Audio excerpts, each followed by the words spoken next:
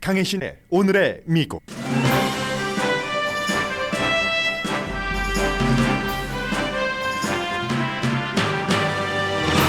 너무나도 아름다웠던 청춘 가정. 달라스 인근 아울렛몰에서 청천벽력 날벼락을 맞아 숨진 젊은 한인 가정의 엄마, 아빠, 3살짜리 아들, 그리고 엄마, 아빠, 동생을 그렇게 잃고 살아남은 6살 보이의 가정사입니다. 세계가 살아남은 윌리엄의 앞날을 걱정하면서 고펀드에 조의금을 입금하는 것으로 조의를 표합니다. 5만 달러가 목표였던 고펀드미에 현재 약 2만 5,600명이 기부를 해서 기부금이 135만 달러를 넘었습니다. 범인은 여성과 흑인에 대한 혐오로 가득 찬 소셜미디어에서 히틀러 찬양 등의 흔적을 남겼지만 수사당국은 아직 정확한 사건 동기에 대해서는 밝히지 않고 있습니다. 텍사스주 하원 소위원회가 반자동 소총을 사는 나이를 18살에서 21살로 올리는 안을 통과시켰습니다. 이 사건에 따른 통과입니다. 그러나 하원 전체에서는 통과시킬 확률이 없고 통과된다 해도 텍사스 주지사가 서명할 리도 없습니다. 19살 인턴에게 럼주 3잔 등을 마시게 하고 성관계를 가진 텍사스주 하원 의원이 제명투표를 하기 직전에 사임했습니다. 남침례교 목사 출신으로 가장 사회적으로 보수 정치인인 그는 사임하면서도 후회나 사과를 하지 않았고 가족과 많은 시간을 보내고 싶다고 말했습니다. 바이든 대통령은 오늘 양당 지도자 4명과 미국의 채무 상한선 올리기 협상을 합니다. 오늘 이 문제가 해결될 확률은 0%고 시나리오는 백악관 내부에서도 원치 않는 대통령의 행정명령까지 4가지입니다. 만일 부채 상한선이 해결되지 않으면 미국은 물론 세계 금융 시스템이 크게 흔들립니다. 부채 상한선 협상 첫 단계에서 주인공은 대통령과 공화당 하원 의장이지만 협상이 실패하면 주인공은 미치 매코넬 공화당 상원 원내대표가 되게 됩니다. 2011년 오바마 대통령과 공화당 하원 의장이 협상에 실패한 뒤 당시 부통령이었던 조 바이든과 미치 매코넬 그 당시에 원내대표가 했던 일이 올해에 반복될 가능성이 높습니다. 2023 퓰리처상은 상당히 국제적이고 상당히 로컬적입니다. 또 저널리즘 분야에서는 러시아의 우크라이나 침공을 보도한 매체와 신문의 영향력이 줄어드는 지금 로컬 뉴스를 보도한 매체가 수상한 게 눈에 띕니다. 로스앤젤레스 타임스도 2개 부문에서 수상했습니다. 소설에서는 찰스 디킨스의 고전을 재해석한 작품이, 연극에서는 이란인들이 영어 시험을 준비하는 잉글리쉬라는 작품이 수상했습니다. 여러분 안녕하십니까? 오늘의 미국은 전체적으로 미국은 현재 이제 백악관에서 조 바이든 대통령과 공화당 2명, 민주당 2명, 상하원 대표들이 만나서 부채 상한선을 논의하기 때문에 전부 당연히 탑뉴스는 지금 백악관에서 백악관 출입 기자들이 그 이슈에 대해서 보도를 하고 있습니다. 저는 오늘 다른 방향으로 보도를 하겠습니다. 아마 미국의 어느 언론도 이 사건 자체를 백악관에서 오늘 진행될 채무상한선 협상안 다음으로 중요하게 보도는 하겠지만 한 가정을 중심으로 보도하진 않을 겁니다. 물론 세계에서도 미국을 넘어서 굉장히 많은 나라에서 텍사스, 앨런이라는 인구가 지금 10만 명 조금 넘는다고 하더군요. 그곳에서 일어난 대량 총격 사건으로 한인 가정 4명 가운데서 3명이 숨진 이 사건을 굉장히 많이 보도를 합니다. 정말 컴패션을 가지고 남아있는 6살 보이에게. 그런데 미국에서 이제 이 방송을 듣고 계시는 분들은 모두가 우리가 그 이민자들이 요즘에 가장 그 중요하게 떠오르고 있는 문제가 총기도 중요하게 떠오르는 1, 2, 3 가운데 하나잖아요. 그리고 이제 우리들의 삶의 터전이기 때문에 저는 이 내용을 맨 앞에 뒷부분에 도대체 범인이 어떤가, 총기 규제가 어떻고 텍사스에서는 어떤 것을 통과시키고 이런 건 뒤로 하겠습니다. 그냥 코리안 아메리칸 가정에 대해서 말씀을 드리겠습니다. 이태원에서의 할로윈 그 비극적인 사건이 일어났었을 때 한국에서는 여당과 야당이 서로를 손가락질하면서 희생자의 이름과 얼굴을 공개해야 되느니 공개하지 말아야 되느니 정치적으로 싸웠습니다. 그런데 미국에서는 이처럼 대량 총격 사건을 포함한 대대적인 비극이 있었을 때는 꼭 그 비극의 희생자를 보도를 합니다. 자세히 보도를 합니다.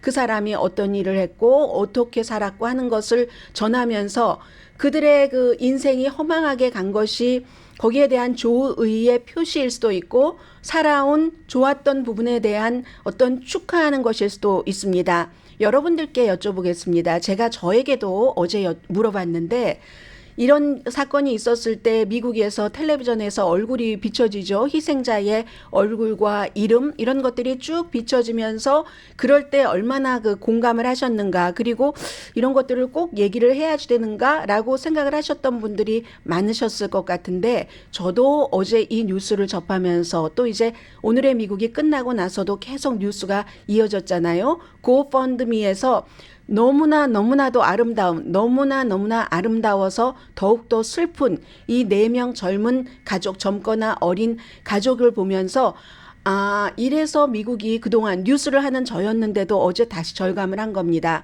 희생자에 대해서 이렇게 많이 보도를 하는구나 하는 그런 생각을 하면서 전해드리겠습니다. 일단은 희생자들이 어제 말씀드렸던 H&M의 부매니저였던 다른 사람 12명을 대피시키고 본인은 숨지고 만 사람 그리고 20대의 경비원 또 2학년과 4학년이라고 하는 초등학교 자매 여학생 그 어머니는 다치셨어요.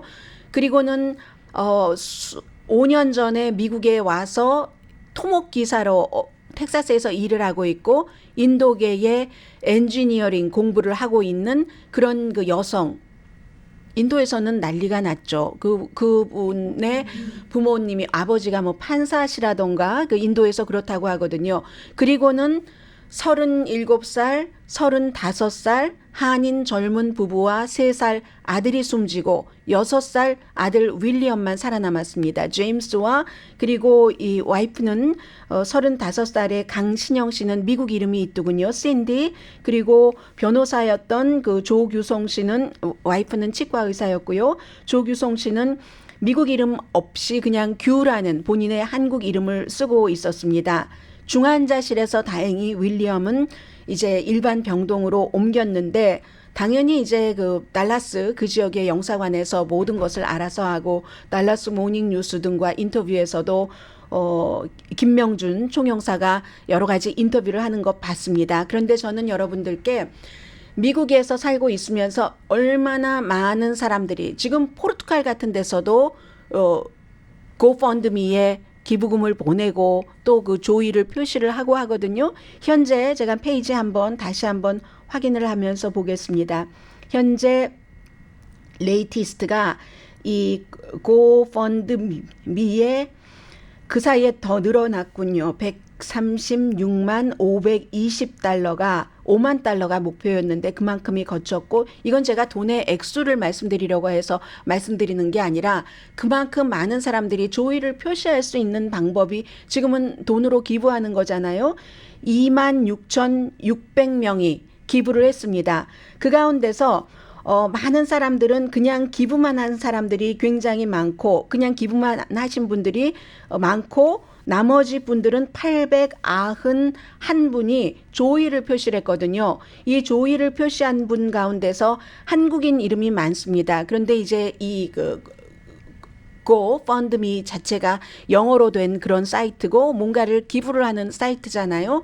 그리고 해서 영어로 한국 분들도 거의 영어로 조의를 표시를 했습니다.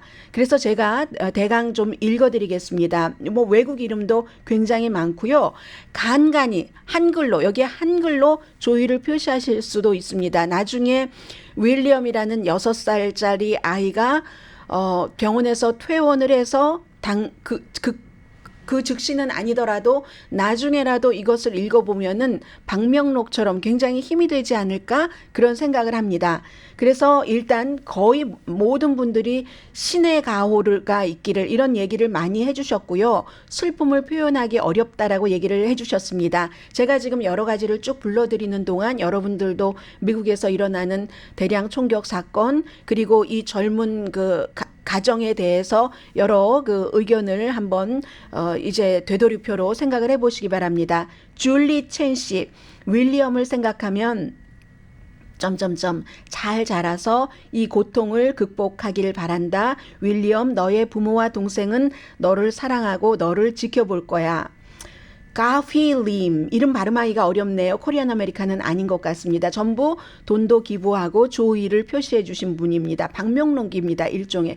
너무나도 이분은 한국 분이시네요. 너무나도 마음이 아픕니다. 한국말로 쓰셨습니다. 윌리엄을 위해 기도해요. 어른들이 미안해 아가. 그리고 노윤식 씨는 나는 윌리엄 너와 너의 가족을 한 번도 만난 적이 없지만 내 친구는 너와 너의 가족을 안단다. God bless you. 너의 고통을 완전히 가시 치유해 주실 거야. 그리고 어떤 분은 My dear William, 너는 신에 의지하고 신을 믿어야 해. 엄마와 아빠 동생은 언제나 너와 함께 있을 거야. 언제나 행복하기를. 기도와 사랑을 보낸다. 폴라 밀란 씨가 적어주셨습니다. 베티 정 씨는 내가 허그를 보낼게. 언제나 너를 사랑하고 지지하는 사람이 있다는 걸 알면 좋겠어. 너의 부모와 동생은 평안할 거야. 사만타 H 씨, 말로 어떻게 이 가족에 대한 슬픔을 표현할 수 있을까? 나를 송두리째 흔들고 있다. 빛과 사랑을 보내며 포르투갈에서. 알란 탱씨, 윌리엄, I'm sorry. 윌리엄, 내가 이런 일을 겪다니 나의 인생에 이런 일이 이런 일이 있다는 걸 상상하기조차 힘들구나. 그러나 God과 신과 너의 주변에 있는 사람들이 너에게 사랑을 보내주길 희망한다. 비극이나 대량 그 살상 총격 사건이 일어나지 말아야 하는데 또 이런 일이 일어나는구나. 헨리 트란시, 신디를 개인적으로 기억합니다. 정말 좋은 사람이고 그곳에서 평화롭게 지내기를. 신디의 가족에게 어떤 영향이 미칠지 걱정된다고. 신디가 이제 그 엄마입니다. 더 강해지도록 기도한다. 윌리엄을 위해서. 에이프릴 안씨, 삼가 고인의 명복을 빕니다. 극적으로 살아남은 윌리엄에게 많은 사람들의 작은 도움으로 힘이 되었으면 좋겠습니다. 조셉 조씨, 가족분들께 이제 그분들의 가족분들이 계시지 않겠어요? 그리고 윌리엄에게 조의를 표시하셨습니다. 애슐리 루비노 씨, 윌리엄에게 이 슬픔을 어떻게 표현할 길이 없네. 아마 신이 너를 레이즈업 들어 올리실 거야. 창조 오 씨도 삼가 고인의 명복을 빕니다. 이렇게 써주셨고요. 때로는 세상이 분노와 미움으로 가득하지만 윌리엄, 내가 너의 미소를 지을 수 있는 능력을 놓아버리지 않길 바래. 루즈라는 단어를 쓰셨습니다. 웃을 수 있는 능력도 루즈하지 않기를 바래. 엄마 아빠를 기억하는 능력, 강하고 해피하게 살길 바래. 동생을 사랑하던 능력을 잊지 않길 바라고. 윌리엄, 내가 꽉 찬 인생을 살기를 바란다. 르샨 테일러 씨, 윌리엄, 언젠가 너는 청년이 되겠지. 그리고 나의 기도는 윌리엄, 내가 평화와 이 비극의 목적을 찾길 바라는 기도야.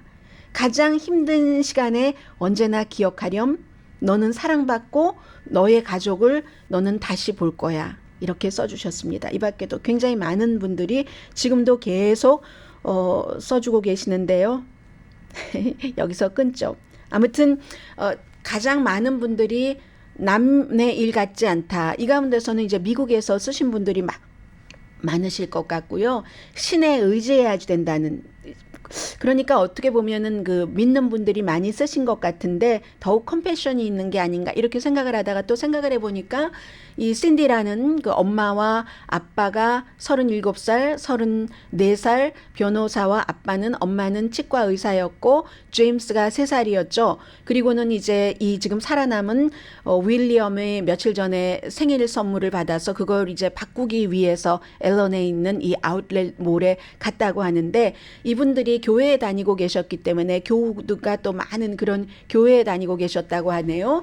그런데 이제 이분들이 평소에 막 그렇게 활발하게 활동을 하시는 분은 아니셨으나 그만큼 살아가는 동안 짧은 너무나 찬란하게 아름다운 그런 짧은 생이었지만 주변에 이렇게 그들을 이렇게 기억을 하시는 분들이 많다는 거 이런 것도 생각하게 됐고요. 아무튼 윌리엄은 물론 윌리엄의 또 다른 가족 그 샌디 씨의 가족 또 그 아빠 이름 한번 불러드릴게요. 제가 방송에서 이름 잘 부르지 않는데 그만큼 이제 뭐 기억하고 싶은 윌리엄을 위해서도 그렇고 그런 가정이기도 합니다. 아버지 37살 조규송 씨, 어머니 강신영, 샌디 씨 그리고 엄마 아빠와 함께 먼저 가버린 제임스 3살 큰아들 윌리엄 지금 이제 회복될 것으로 모든 분들이 기도를 해주시고 이건 이제 미국에서뿐만이 아니라 많은 분들이 이제 이런 일들 윌리엄에게 제일 많은 어떠한 그 마음을 보내주고 계시겠다고 짐작은 합니다.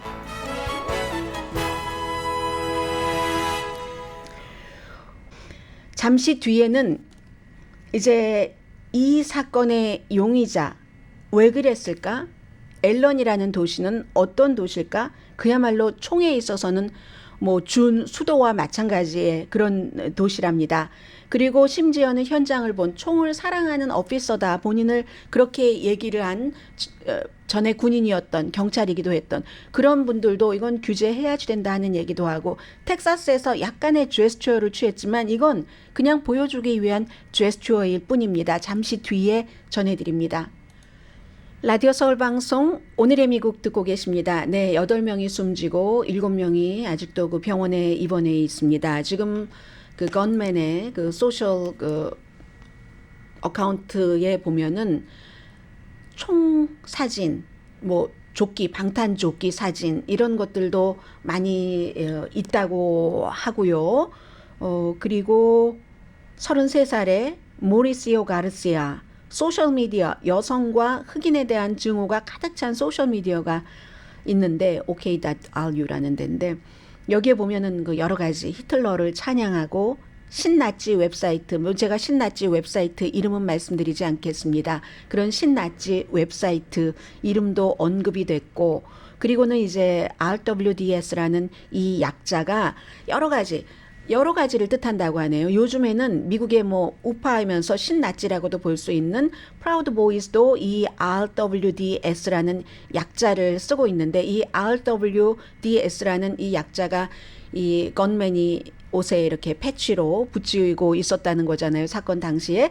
그런데 이제 이 프라우드 보이즈 같은 경우는 그래서 그것을 뭐 나치의 비밀 경찰을 상징한다 이렇게도 해석을 하고 있고 그리고 그 아우구스토 그 피노체트 70년대 80년대 그 칠레의 그 독재자 왜 정치적인 적은 암살단을 만들어서 막 죽이고 했잖아요. 그런 그 피노체트가 뭐가 잘못이 있어? 프라우드 보이즈는 그렇게 얘기를 합니다. 프라우드 보이즈가 그렇게 얘기하는 그것에 그 피노체트는 did nothing wrong 이거의 약자를 따서 그런 그 레이블을 같이 해석을 한다고도 하거든요. 그러니까 복잡한 건데 분명한 것은 뭐 히틀러 찬양, 신나치 이런 무슨 또 독재자 찬양 이런 것에 이 용의자가 다가갔었던 것은 사실이지만 그렇다고 어떠한 특수한 조직의 뭐 프라우드 보이즈라든가 이런 데에 가입한 흔적은 없답니다. 군에 들어갔다가 육군에 들어갔다가 3개월 만에 말하자면 쫓겨난 거예요. 정신적인 문제인지 신체적인 문제인지 확실치는 않지만 그게 이제 그리고 나서 경비회사를 세 군데를 다녔고 사건 당시에도 경비원으로 일하고 있었다는 건데 지금으로서는 이제 지금 수사를 하는 단계이기 때문에 정확한 목적이 무엇인가 이걸 알기는 굉장히 힘들고요. 이 앨런이라는 곳이 달라스에서 한 20마일 정도 떨어졌다고 하는데 30년 전에는 인구가 22,000명 미만이었답니다. 그런데 이제 지금은 그게 뭐 5배 이상 늘어나서 인구가 뭐 30년 동안 5배 늘어 늘어났다 하면 많이 늘어난 것으로 보죠. 10만 7천 명 정도 되는데 경제의 붐이 일어나서 왜냐하면 테크 붐 같은 것들이 일어났고 이렇게 앨런 아웃렛 몰처럼 쇼핑몰이 있고 쇼핑몰이 있다는 것은 엔터테인먼트 센터가 된다는 얘기이기도 하죠. 그리고 이제 뭐 하이스쿨 유명한 그 풋볼팀이 있어서 유명한 그 선수도 여기 그 앨런 그 하이스쿨 나오기도 했고 너무나 보수적인 곳이랍니다. 이곳이 보수적이어서 총이 세대를 이어가는 총이 세대에서 세대를 이어가면서 뭐 물려주고 선물 주고 하는 전형적인 그러니까 아이덴티티가 되는 거예요. 얼마 전에도 이웃집에 가서 총으로 딱 쏘고 한 그 텍사스 지역도 마찬가지로 주말이면 맥주 한 잔 마시고 집들에 가서 집이 싸고 넓으니까 건물은 건평은 얼마 안 돼도 뭐 에이커 넘는 곳이 많으니까 뒤에 가서 막 사격 연습하고 거긴 그렇고 LA는 그거보다는 약간 도시이긴 하지만 댈러스라는 핫한 도시의 외곽이기는 하지만 그렇지만 굉장히 그 총기나 이런 모든 것이 보수적이랍니다. 앨런 고등학교가요. 주에서도 그렇고 전국적으로도 그렇고 무슨 뭐 총 쏘는 챔피언 뽑고 이런 것에 완전히 근거지 본거지라고 하거든요. 지역이 막 사격장이 굉장히 많고 6학년 정도가 되면은 6학년입니다. 6th grade 정도가 되면은 완전히 표적을 해서 이 사격하는 이런 것에 능한 그런 어린이들이 많이 있는 곳이 앨런이라는 겁니다. 그런데 최근에 이제 뭐 다른 사람에 대한 혐오, 미움 이런 것들을 뭐 이게 당당하다는 건 표현이 맞지 않죠? 아주 정말 무식하게 그렇게 표현하는 것이 보편화되고 나서 미국에서 지난 몇 년 사이에 한 5, 6년, 6, 7년 사이에 그런 것이 보편화되고 나서 총이 있는 곳에서 그 매너를 지키지 않고 막 총싸움을 하는 거잖아요. 4년 전에 앨런 시의회에서 큰 사격장을 만드는 이런 안건이 올라왔을 때 딱 한 명만이 반대를 했답니다. 그 시의원이 로렌 더홀트라는 시의원이었는데 당시에 그래서 그 다음에 바로 선거에서 졌죠. 그리고 큰 사격정이 들어섰는데 앨런이라는 곳이 그 2019년인가 텍사스 엘파소에서 23명이 숨진 그것도 막 인종차별적인 막 이런 것에 의해서 그런 것을 용의자가 막 써놓기도 했고 그런 총격 사건이 일어났잖아요. 그게 이 앨런 주민이었답니다. 2월 달에 유죄를 인정을 했어요. 올해. 앨런 주민인데 앨런에서부터 뭐 700마일도 넘는 텍사스 엘파소까지 자동차를 타고 가서 총격 사건을 일으켰잖아요. 그렇게 앨런에서의 총은 뭐 그 나의 아이덴티티다 하는 그런 것이 있을 정도고 다행인 것은 그래도 그 이러한 부분에서는 굉장히 뭐 보수적이라고 하고 할 수 있지만 정치적으로는 조금 섞여 있다고 하네요. 그래서 2020년도에는 트럼프가 아닌 바이든에게 투표를 한 곳이 이 앨런이라는 시랍니다.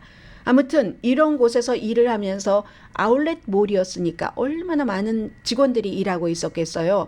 사건이 일어난 H&M의 그 부매니저도 숨졌지만 손님들을 구하고 숨졌지만 또 다른 엘렌에서 일하고 있는 직원의 아버지가 스티븐 스팡하워 씨가 올해 63세십니다. 이분이 육군 오피서였고 본인이 경찰을 하기도 했습니다. 지금은 은퇴하셨겠지만 본인을 총기 애호가라고 얘기합니다.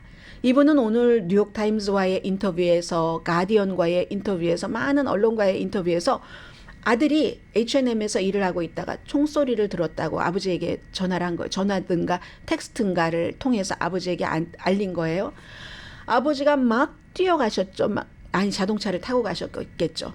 마음은 자동차의 속도보다 더 빨리 아들에게 뛰어갔겠죠.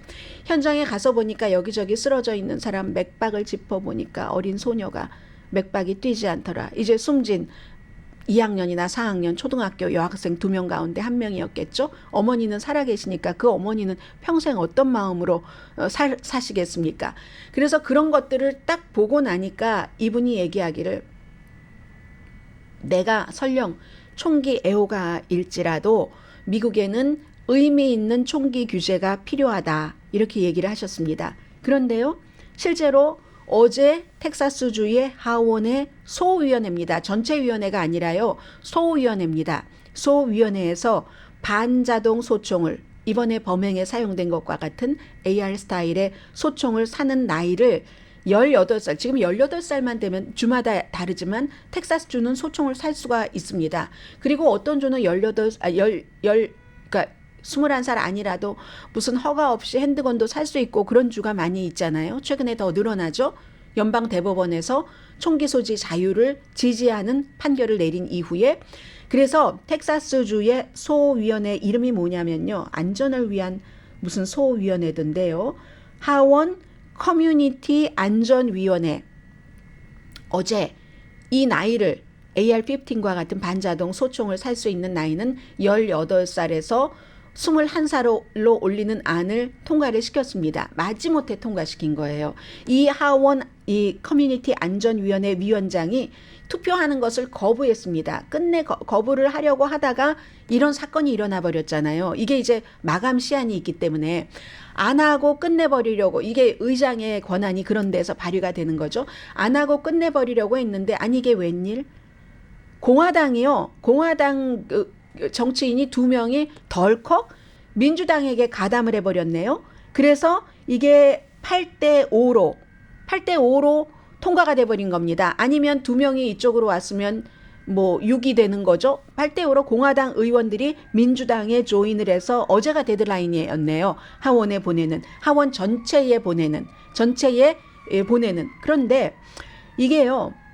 많은 의원들이 또 그런 얘기도 해요. 뭐 이런 법이 있어도 뭐 지켜지겠어 뭐 이런 얘기도 하고 하원 전체위원회에 보내면 뭐합니까? 지금은 시기가 딱 그 마감 시한에 이런 사건이 저질러졌으니까 공화당 의원들도 마음을 움직여서 그렇게 할 수 있었고 이걸 다 단속을 못한 거죠. 공화당 측에서. 그래서 통과가 됐는데 전체 하원으로 이제 가는 겁니다. 소위원회에서 통과가 됐으니까 절차가. 그래서 만약에 전체 하원에서 통과됐다고 치고 상원에서도 통과됐다고 쳐요. 그럴 리도 없지만 왜냐하면 하원에 역시 그 텍사스이기 때문에 공화당이 다수당이잖아요. 하원의 그 공화당의 총 책임자가 내가 논의하는 것까지 토론하는 것까지 디베이트까지 막지는 않겠어. 지금 이 순간에 디베이트 막으면 난리가 나죠. 일반인들 사이에서.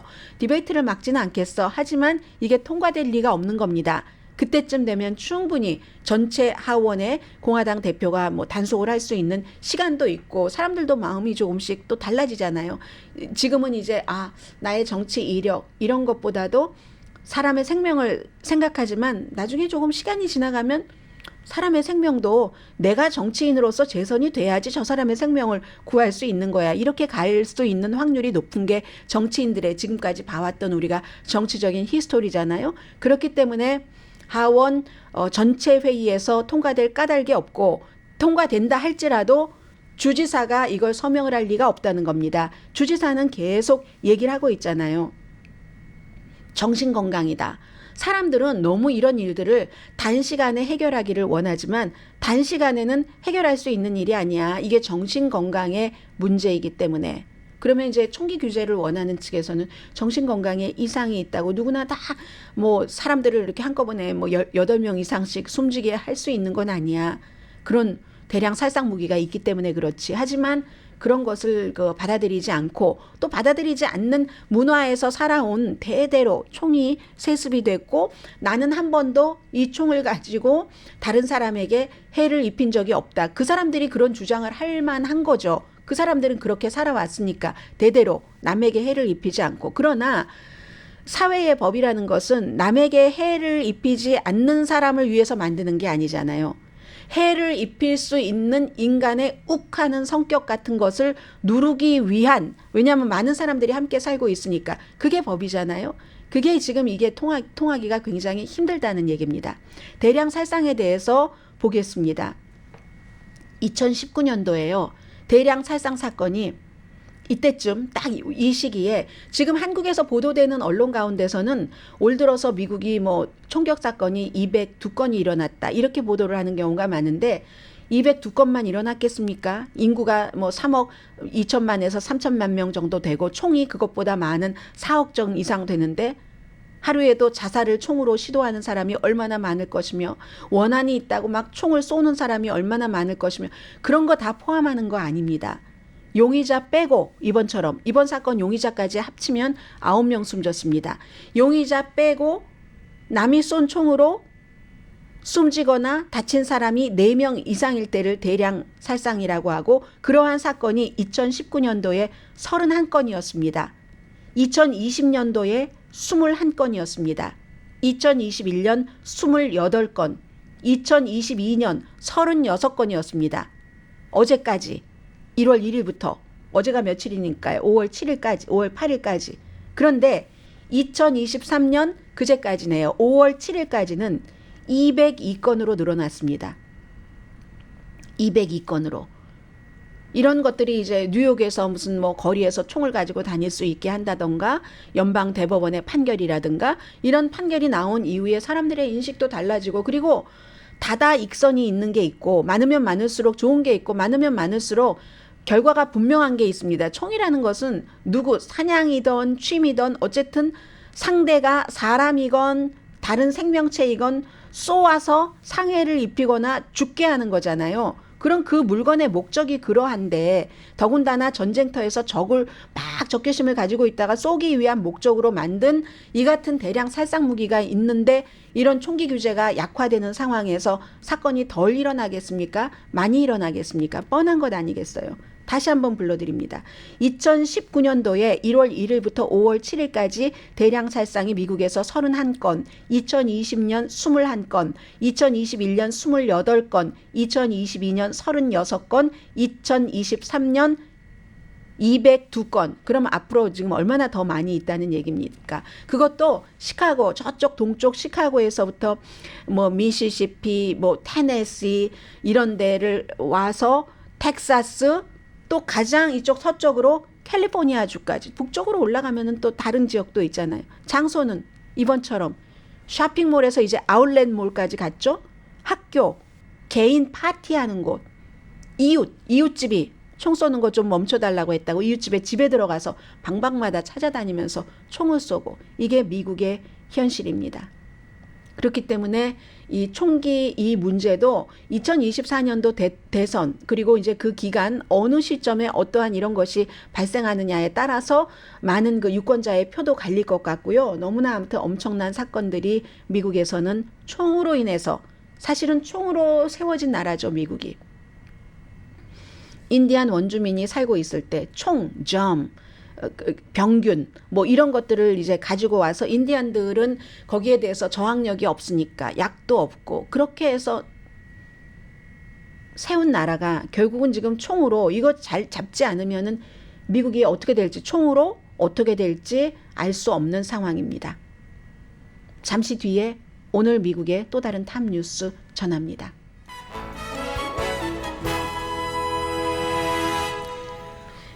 이 시간에는요, 지금부터 이제 언제 끝날지 모르는, 빨리 끝날 수도 있고 늦게 끝날 수도 있고 지리하게 계속 여러분들께서 단발적으로 듣게 되실 뉴스에 대해서 이제 기본적인 것부터 결론이 어떻게 날 수 있는가 시나리오까지 전해드리겠습니다. 연방정부의 채무 상한선 그 데실링이 높여지지 않으면 정부는 6월 1일에 채무 불이행이 된다. 그래서 세계적으로 여러 가지 뭐 경제적인 상황이 나빠지겠죠, 당연히. 이게 재무장관의 경고입니다. 하원에서는 좀 올리는 대신에 엄청나게 많은 삭감하는 것을 하원이 이제 공화당이 다수당인 하원에서요. 그렇게 통과시켰는데 백악관은 절대로 이걸 받아들일 리가 없고 그래서 케빈 맥카티와 이제 민주당 또 공화당의 그 미치 매코넬과 민주당 대표를 백악관에서 초대해서 아직 만나고 있는 것 같지는 않습니다. 오늘 오후라고 시간이 정해졌는데 그게 이제 오늘 결정될 것은 없고 오늘 이제 최선의 결과는 판을 깨지 않는 것. 우리 다시 안 만나겠어요. 뭐 이런 얘기를 하고 나와서 뭐 로즈가든에서 각 양당 대표가 전혀 다른 짧은 기자회견을 하는 이게 이제 최악의 순간이고요. 그럼 시나리오를 4개를 말씀드리겠습니다. 첫 번째는 아주 간단하게 심플하게 올려버린다. 조건 없이 민주당이 원하죠. 그리고 역사적으로 오랫동안 해왔던 거고 트럼프 행정부 때도 3번이나 그렇게 했었고 수많은 전직 대통령이 그렇게 했었는데 이 데실링이라는 게 생긴 것은 1차 대전이 끝나고 나서 돈이 많이 필요하잖아요. 그러니까 돈을 빚을 내서 쓸 수밖에 없었습니다. 1917년도에 의회에서 그리고 매년 이렇게 올라가는 거예요. 그렇게 됐고 1960년대 이후에 78번, 레이건 대통령도 8년 동안 18번을 이 데스힐링을 높였습니다. 기술적으로 수십 년 동안 그냥 자동적으로 하는 거였는데 지난 뭐 10년, 20년 사이에 특히 이제 오바마 때부터 공화당이 또 다수당이었었을 때 이때 이게 완전 인질이 되는 거예요. 그렇게 해서 이런 문제가 생기게 되는 거고 시한폭탄인 거죠. 지금 바이든 행정부도 이 협상은 거부를 합니다. 왜냐하면 너무 많은 뭐 사회복지 시스템 민주당에서 볼 때는 그걸 삭감하라고 하기 때문에. 두 번째, 협상한다. 지출은 줄이고 채무 상한선 높인다. 이게 이제 공화당이 원하는 거잖아요. 공화당은 소셜 시큐리티, 메디케어, 군인의 메디케어, 푸드 스탬프, 국경 안보 뭐 이런 것만을 빼고는 대체로 로컬 경찰 기금도 조금 들어가나요? 그 정도만 빼고는 모든 분야에서 사람들의 복지 지원하는 것은 다 빼자라는 겁니다. 그러니까 가능성이 없습니다. 첫 번째 것도 가능성이 없고 공화당이 반대할 테니까 조건 없이 올리는 거. 두 번째는 민주당이 반대하니까. 민주당은 오케이. 그러면 어느 정도 삭감을 하더라도 그러면 돈이 모자라니까 어차피 모자라서 데스힐링 채무 상한선을 올리는 거니까 적어도 그럼 부자에 대한 세금 인상하자. 그 큰 기업에 대한 세금도 인상하자 하는데 이건 또 공화당이 절대로 받아들일 수 없다고 얘기를 합니다. 그 부채를 줄이는 데는 다 동의를 하지만 그 방법에는 공통점이 없는 거예요. 그럼 세 번째, 이게 요즘 많이 얘기가 되고 있는 겁니다. 행정명령이라는 거. 대통령 행정명령. 협상이 되지 않으면 바이든 행정부가 지금까지 한 번도 해보지 않는 대통령의 행정명령을 발동을 해서 의회가 만들어 놓은 채무상한선이라는 1917년도에 그 법을 무시하고 그냥 한다는 겁니다. 아무도 원치 않아요. 왜냐하면 백악관도 원치 않습니다. 이거 해본 적이 없으니까 성공할 가능성이 있는지도 모르고 그리고 이걸 가만히 두겠습니까? 또 법으로 가고 연방 대법원까지 가고 하니까 검증되지 않은 데다가 막 이렇게 되니까 굉장히 힘들죠. 또 다른 더 이상한 그 방안도 하나 있긴 합니다. 뭐 동전을 찍어내는 거예요. 정부가 1조 달러짜리 코인을 찍어낸다던가 다 법원에 가야지 되는 일이기 때문에 투자가 입장에서 보면은 정말 황당할 일이죠. 그래도 제가 지금 말씀드리는 것보다는 나을 것이 이 세 번째 대통령이 행정명령을 뭐 발동을 하거나 코인을 찍어내거나 하는 거. 네 번째는요. 아무것도 안 되면 정부가 채무 불이행을 할 수밖에 없습니다. 그러면 아무것도 페이가 안 되는 거죠. 연방 프로그램, 공무원 봉급 뭐 등등등등 하고는 신용등급 낮아지고 무디스의 수석 경제 전문가 마크 잔디 씨가 이건 재정적인 아마겟돈이다. 재정적인 지구 최후의 날이다. 종말이다. 라고 얘기를 합니다. 수십 년 동안 이제 투자가들은 그래도 정부 빚은 어쨌든 정부가 갚잖아? 그러니까 누구한테 돈을 꿔줬어요. 그리고 이자도 받고 해요. 근데 안전해. 돈을 너무 잘 갚아요. 그 사람이? 그러면 계속 이렇게 해주잖아요. 그런데 만약에 이게 안 된다면 투자가들이 어떻게 되겠습니까? 국내외.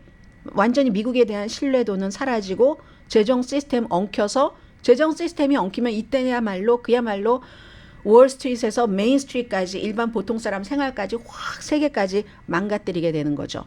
그래서요. 여기서 이제 그 하원이 그래서 중요합니다. 돈 같은 걸 다루는데 먼저 시작을 하는 거예요.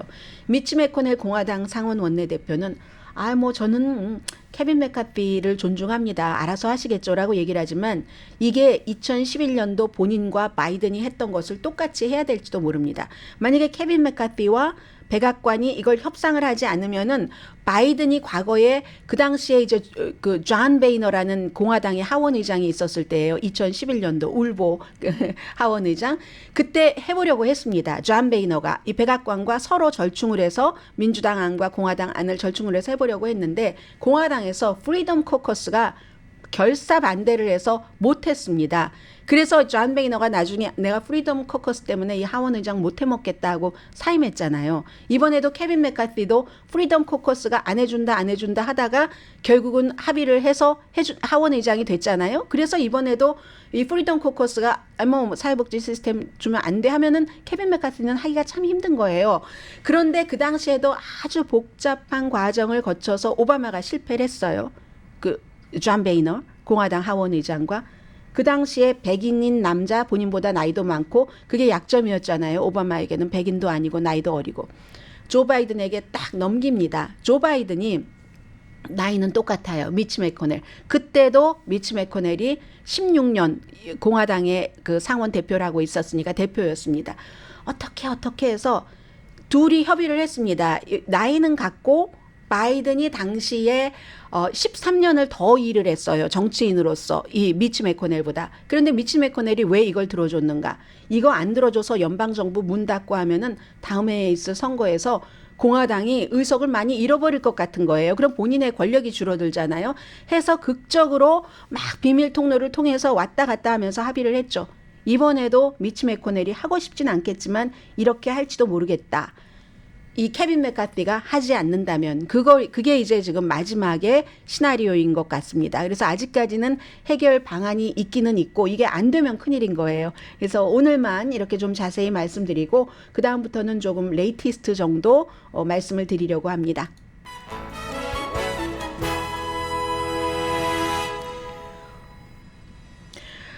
라디오 서울 방송 오늘의 미국 듣고 계십니다. 브라이언 슬래튼이라는 텍사스주의 이제 공화당입니다. 하원 의원이 오늘 제명 투표하기 전에 어제 사임했거든요. 그런데도 불구하고 하원은 오늘 제명 투표를 하기는 한답니다.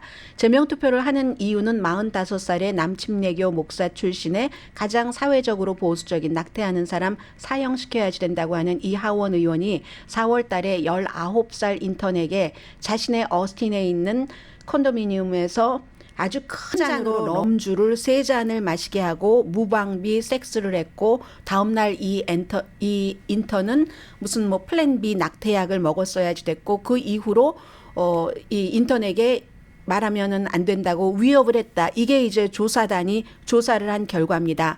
그리고 공화당조차도 제명시키려고 하니까 어제 사임을 했는데 사임하면서 아무에게도 사과하지 않았고 단지 가족과 함께 시간을 보내기 위해서 뭐 사과한다. 이 부분에 대해서 전혀 말을 하지 않고 그렇게 얘기를 했습니다. 그런데 법에 따라서 이제 텍사스의 주지사가 새로운 선거를 하라고 하겠죠. 그 선거를 끝내서 새로운 사람이 나오기 전에는 이 사람이 현직 의원이기 때문에 하원에서는 제명투표는 한답니다. 그리고 이 제명투표를 하는 것을 주도하는 정치인들도 공화당이고 주도를 하는 위원장도 공화당이라는 것 말씀을 드립니다.